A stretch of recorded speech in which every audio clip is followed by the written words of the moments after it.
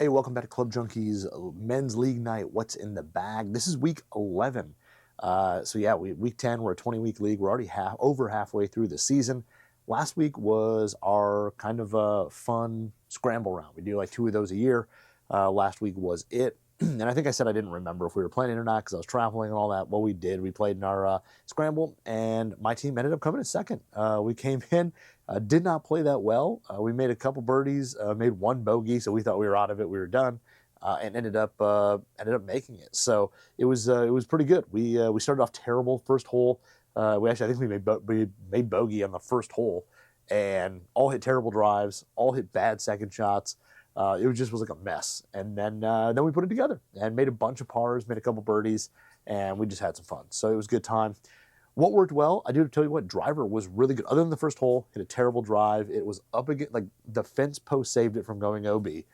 But after that, hit driver really well. I don't think I hit every single fairway, but I was in play, hit it decent, and I was kind of healing it all day and still had some really good drives. That Tour Edge E725 was really, really good, really straight, and that red board was nice. Even when you kind of missed it a little bit, still kept the ball in the air, was really solid. So I had a lot of good shots there. Iron-wise, was really solid. Those Mizuno's JPX 925 forged are really solid. I like the turf interaction too. That like tri-level sole on that thing really glides through the turf well. It gets through quickly. It doesn't dig, and they played really well. They're soft, and they launch high and they go. I hit most shots. I hit pretty solid. Had one on the second par 3, just kind of flared it out right. I was basically pin high. I just missed the green to the right. Everything else I hit pretty darn solid all day with the iron, so those were really good. Wedges were okay. I didn't hit a lot of great wedge shots, I have to admit. We had a few where, we had chances to get it real close and we didn't. We still walked away with pars, but we didn't really chip, have a wedge game that was really good. Our pitch and chip shots weren't amazing. We weren't putting it right next to the hole or anything like that. And then putter was okay. I didn't make any putts. Nobody in my group did, which is why we made so many pars. Nobody really made putts, but that even roll was pretty solid. I like the roll it puts in the ball. It gets the ball rolling quickly. Not a lot of hopping and skidding. Feel is pretty good, and that extended sight line makes it pretty easy to line up. So overall, we ended up coming to second place. I think we each put like $15 in our pocket, which isn't too bad. Everybody throws a few bucks in the pot. So coming in second place, we got a few dollars, which wasn't too bad. So had a lot of fun. But those things actually played really well. So now we're in week 11, and week 11 is going to be iffy. The weather looks pretty bad for tomorrow, especially later in the day and the evening. So I don't know if this one's going to make it. We may get rained out, but we'll see. So we're still going to have a bag ready to go. This one, honestly, I agonized over for way too long. I don't know why, but I just did. So for week 11, we'll start at the top. And driver, it is going to be the Callaway Elyte Triple Diamond Max. So this is a head. I played the Paradigm version of it last year and really liked it. I thought the Max was very neutral, a little high ball flight, but very forgiving, still fairly low spin. This one here, it is a 9-degree head, so I do have the hosel set +1, so I have it up to 10 just because I need that little extra height. But this one I haven't quite had as much success with as I did with the Paradigm, the AI Smoke.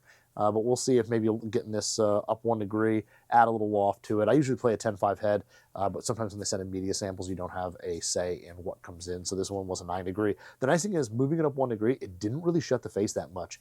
So it still looks very square, maybe like half a degree closed. So it actually looks really good. You don't see a ton of face either because it is technically still a 9-degree head. But this is the one that blends, forgiveness and low spin. So we should have a good result here. Hopefully that I hit it well in this setup, and it could be a solid head. So still searching for the true gamer for the year, but I'm pretty excited to hit this one. And shaft in this one is going to be the Aretera EC1 Blue. So this is a 65-gram stiff flex. It's a hair long, so I'm going to choke down on it. I might even actually put a piece of tape on the end of it after I measure it off at 45. So choke down just a little bit here, but this is kind of the slightly softer tip shaft in the EC1 line from Aretera. But it's got the control center, like kind of fabric in the toe section.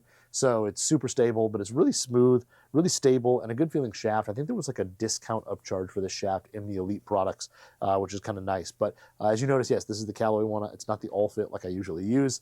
I haven't gone to this head enough where I said I wanted to use it with a bunch of different shafts. So we're going to set up this combo, but the blue version here technically launches a little bit higher. It's got a slightly softer tip than the gray, so usually it might spin to touch more and launch to hair higher. So this setup should be pretty solid. Like I said, I've hit this EC1 gray in a different head. I think I hit it in a TaylorMade QI35 LS. I've hit the blue, I think, in another Callaway head. I know I've got it in a fairway wood, so hit it a solid amount. And yeah, we'll go ahead and play this combo for driver. I don't even remember what we're playing front nine, so it's not going to be a lot of driver. I'm just trying to think.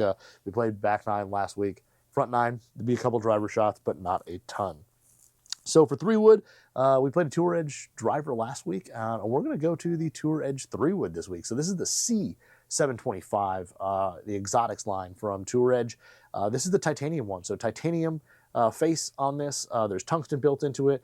2 movable weights, so there's a lightweight and a heavyweight. I've got the heavyweight back for a little added launch. It actually has like a fade, draw, and neutral position. This is just set to neutral. Then I've got the lighter weight up front, but you can swap that if you wanted to have like a low spin monster on there. But this thing has some great ball speed. I did a 3-swing challenge on it last year when it came out, and I mean, I think honestly the first shot I hit with it was like low on the face and still basically made it to the green, which was pretty crazy. But adjustable, it's a little bit more compact, a little bit more traditional looking.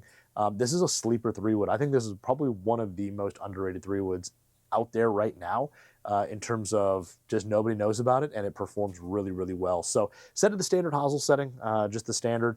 So it's 15 degrees, heavyweight backs, a little bit higher launch, but yeah, titanium face. This thing is good, it's hot, and it looks good. And this is shafted up with a Fujikura Ventus TR Blue 6X. Yes, a 6X. I want to do a little experiment with it. I built up a couple 60-gram 3-woods before in the past, and honestly, like, hit them fairly well. Like, you don't have to necessarily go to a 70-gram shaft or whatever. If you want to play the same weight shaft as your driver 3-wood or whatever, like, it's whatever fits. And this one here is just a good mid-launch shaft. I like the TR Blue over the regular just because the handle section has that spread toe. A little stiffer in the handle section. I think it gives me a little bit more control, but a great shaft. I found a ton of success with this in driver over the past few years. So I had an extra one kind of laying around, cut it down, threw it in this 3-wood, and we'll give it a try and go from there. So just got to rip the grip off because there is a little bit of epoxy in there that I knocked out. So I just got to re-grip it real quick. But other than that, I'm pretty excited to get this back out. Haven't hit this in a while, and excited to see how it plays because I did really like it last year when I played it last. So the next club, we're going to go a little weird here. Again, we're playing the front nine, so this is actually going to be hit off the tee a few times. But instead of going like a 7-wood or a hybrid, we're going to rock the new Srixon ZXiU, so the utility. This is the 20-degree, the 3-iron replacement. And usually at the 20-degree spot, I'm usually like a 7-wood or a hybrid or something.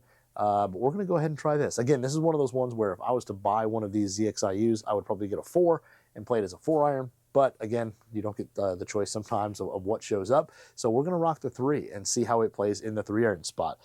This thing here from hitting, previously, the Srixon utilities, really good, easy to launch. They go a long way. They feel good. They just have a little bit of speed, a little bit of forgiveness, a little bit of launch at the top end of the bag that you don't necessarily get from, say, a ZXi7 or something like that. Even the 5, it's pretty darn comparable to that. So a little wider sole, still has kind of the Tour V sole, so it shouldn't dig. Really smooth, shallow divots, and overall just a little bit bigger club head. Now the downside is you do see a little bit of this back muscle that's there, and it is all chrome. So if it's a really sunny day, which it's probably not going to be, it's supposed to rain, you're probably going to see a little bit of that in terms of glare, but we'll see how that goes when you're out on the course. So this one could be interesting because I typically do not play 3-irons. I haven't played one in I don't even know how long. It's been a long, long time. So it went to the way of a hybrid a long time ago and now into a 7-wood.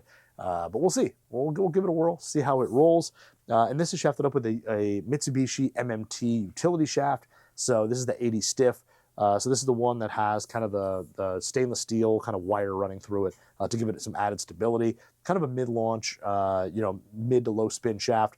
The MMTs perform really well. I think they have a little bit of a dead kind of feel to them. They reduce almost a little bit too much vibration, but the overall performance is good. They get the ball up in the air, they go straight, and they're really consistent. So this could be the kind of the wild card, the X factor in the bag. I don't know how this one's going to go. Hopefully I don't have to hit it off the deck because that's going to be an interesting one. But this will be used off the tee. I'm probably 3 and maybe 4, depending on the wind and all that. But 3 and 4, that could be hit off the tee.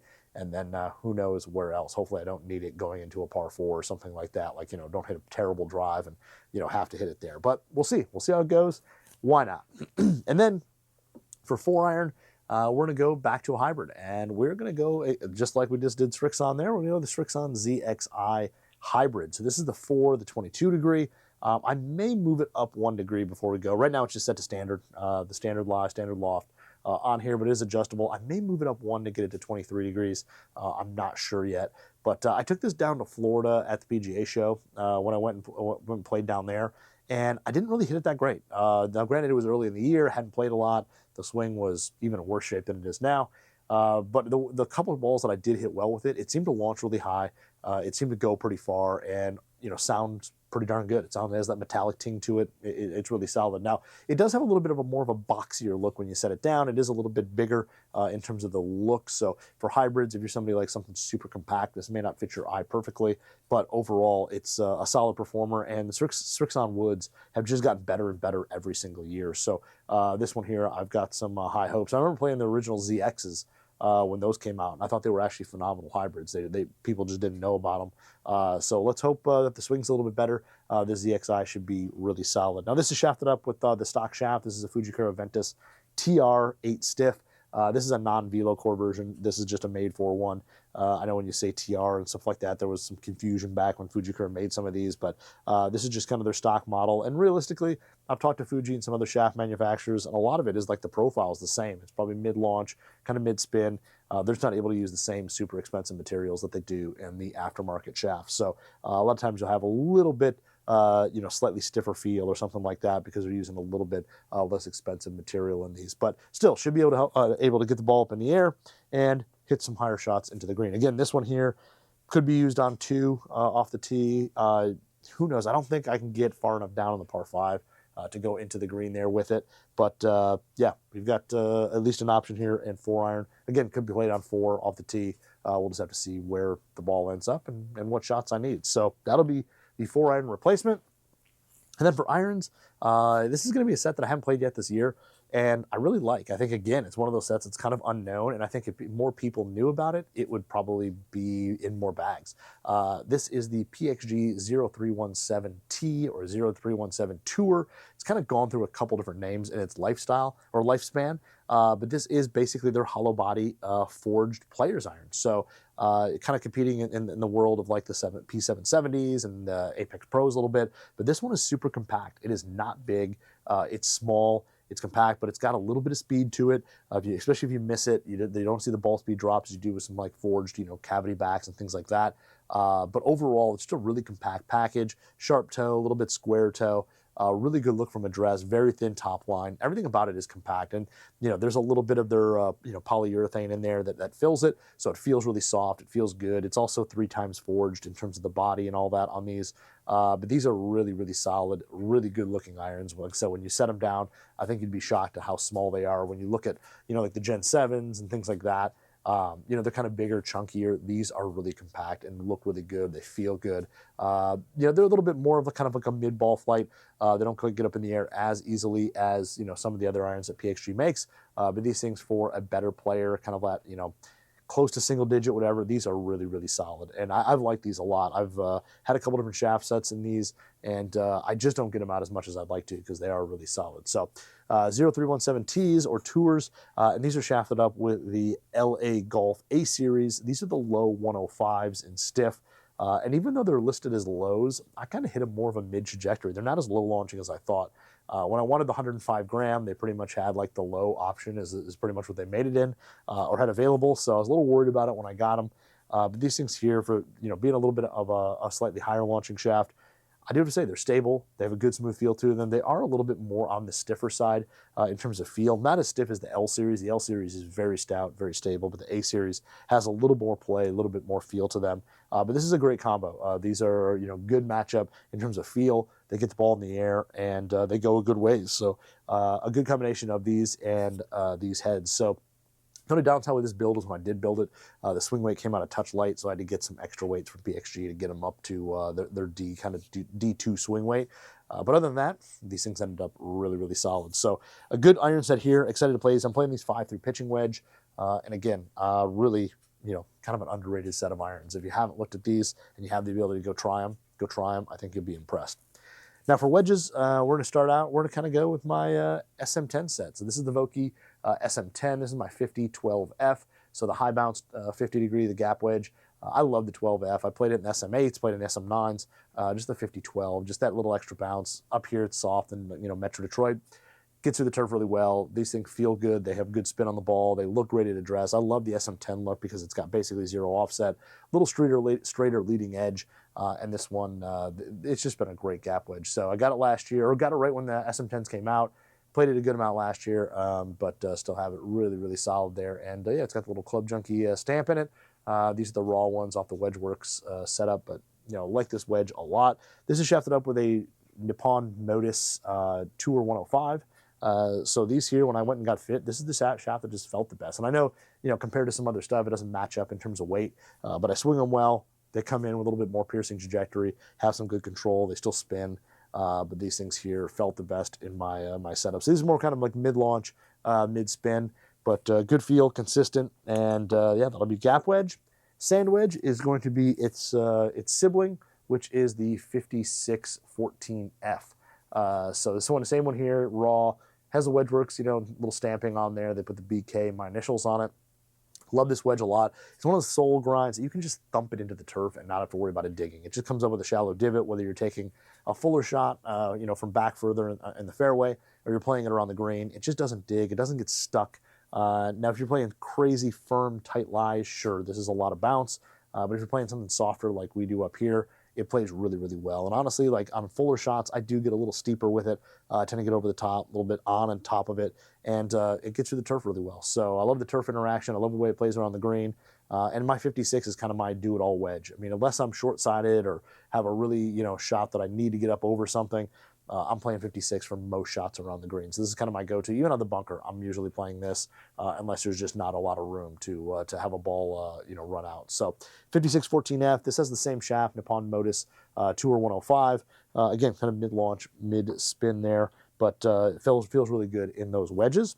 And then for lob wedge, we're going to pull an old trusty guy out. This is my WedgeWorks 6004T grind. So it actually doesn't say 04 on it. This is 60T grind. I want to say this is the SM9 WedgeWorks version. They now make an SM10 one. But this one here, interesting enough, when I went and got fit at TPI for my wedges, when we got to 60 degree, they did a cool thing where they would hand me wedges. I would hit some shots, and they'd take me to different parts of the greens around their kind of short game area, hit different shots, and ask about like which wedge kind of felt the best with the turf, which one allowed you to hit the shot you wanted to hit, all that. And while I got fit into an S grind, a 60S grind, the T grind was my second option, and I didn't even realize it because to me T grind is like too low bounce. There's a ton of relief. I don't play the thing wide open, anything like that. So it wasn't a wedge that I was really thinking about at all. It was even in the mix, and it was. So we're gonna bust out the T grind. It is. It's been a little wet. It's been a little soft. So it's probably not the best option out there. But it is a really good wedge, and when you play it square to the target, when you don't open the face up, it does play with a little bit more bounce than what's on there. So even though it says 4 degrees, there's definitely a little bit more bounce in terms of how it plays. But if you need to open it up and hit a high lofted shot to get over a bunker or something like that, this thing is super, super versatile. So this one here is shafted up with a just True Temper Dynamic Gold S200. So just the kind of the stock wedge shaft that's in most wedges out there when it comes. The 200 is a little bit lighter than the S300. But it plays similar, so you're going to have that kind of like, more mid trajectory, a little bit more piercing, but, it's a little bit lighter weight than an S300, which I think is 127 grams. I want to say this is like 125, 123. It's a few grams lighter. So, but, the solid feel that everybody's used to, and it plays really well. I've honestly, I used to be big into like what wedge shaft had to be where, and now I kind of play whatever, and it works out fine. So, that is the lob wedge. And then for putter, we are going to roll with the brand new Odyssey AI1 Giraffe Beam number 7. So Giraffe Beam means this has the super tall plumber's neck on there. So it's got a plumber's neck, so full shaft offset, and the tall plumber's neck basically makes it face balanced again. So a lot of times when you have a number 7, the DB version or the double bend version is the face balanced one. And then when you move to the slant neck or the plumber's neck, it adds some toe hang. So usually with toe hang, sometimes you match it up with the amount of arc in your swing. So if you're, have a little bit of arc, you might go plumber's neck. If you try to go straight back, straight through, you might go double bend. And then if you have a little bit more arc, you might go the slant neck or the S neck. This one here is for people who like the look of the plumber's neck, but want that face balanced, feel and look to it. So, but yeah, this was originally made just for the Japanese market or the Asian market. I don't know if it was just Japan, but it was made for the Asian market, the overseas market, and we actually got this. So I don't think it's limited edition, but I also don't think this is like just going to be in the line forever. But this thing here looks awesome. I love the kind of copperish, brownish gold color on it. Reminds me of the old tour issue butane colored putters that Odyssey used to do. But this one still has the AI face, which I think really works. I think it honestly does a really good job at making consistent ball speed and making distance control better. So this thing here looks really good. Just, gold color, standard sight lines on it, just long sight lines. When it looks a little different with that long neck, from like the front on view or the back view. But once you get it at address, it doesn't look anything different than a standard plumber's neck number 7, so which is kind of cool. But it feels really good, and I haven't putted with a face balance putter in a while. It seems like everything has gone to more like toe hang models or zero torque or whatever. So it'll be cool to get a more face balance model back into the rotation. Give it a whirl, and then this is shafted up with a Fujikura MC putter. MC115 putter shaft. This is the extra firm, which is, in my opinion, the stiffest putter shaft that I have ever used. I don't think, LA Golf claims to be the stiffest, whatever. I think this is the stiffest one. This thing just has zero flex to it. And for players who have maybe a little quicker tempo, a little quicker stroke for putting, offers tons of stability, or you just want that really stiff feel to it, this thing offers that. So this thing is extremely stiff. It's playing a little longer than my 33 inches that I usually have because of the longer neck on it, so I'll choke down just a little bit, and I just put one of these Garson Quad Tour grips on here. So I've actually used this grip in a Seymour putter that I had, and I actually like the feel. It's kind of a little bit more of like a trapezoid type look to it, so not true like triangular, but it feels good in the hands. I'll probably choke down just like a little bit on this to get to the comfortable spot, but overall this would be a really interesting putter. I used to love number 7s. I had like every number 7 Odyssey mated from like the old XG models, and then through Black Series and Tours and Pros and all that. Like I had a ton of number 7s. So excited to get this back out and give it a whirl, see how face balance does for me since I haven't putted with one in a while. But that is the what's in the bag for week 11. Let's keep the fingers crossed, hope that the weather is solid. And next week, I'm going to do kind of a different what's in the bag. I'm going to be kind of on vacation. I'm not going to play in my league. I don't know if we're going to have our league, because it's the Thursday before 4th of July. A lot of people take off for that weekend, so I know there's been some rumblings in the league about not playing that week. But I'm going to do what's in the bag anyway. It'll be my what's in the bag for my week off. So I'll bust down what I'm playing there, because I've got a few rounds already on the schedule. But check back next week. I'll let you know how this setup goes and let you know what's being played through the 4th of July. So we'll talk to you next week. See ya.